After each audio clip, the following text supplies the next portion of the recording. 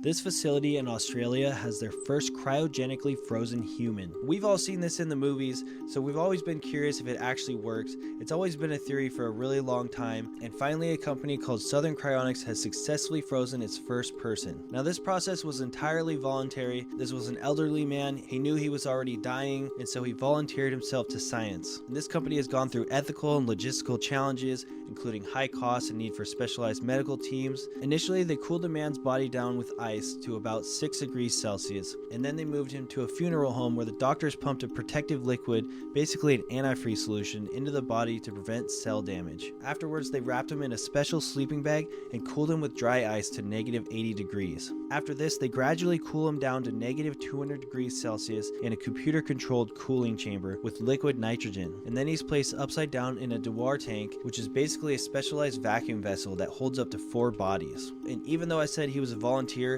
this cost the client $170,000. And even though this process is intriguing, there's still a lot of things that's unknown. Current science can successfully revive frozen cells, but is far from reviving a full human body. So naturally that leaves us with a lot of questions. Is he going to be frozen until they eventually figure out how to actually revive a human body? And is this business going to be funded forever? What if it goes under?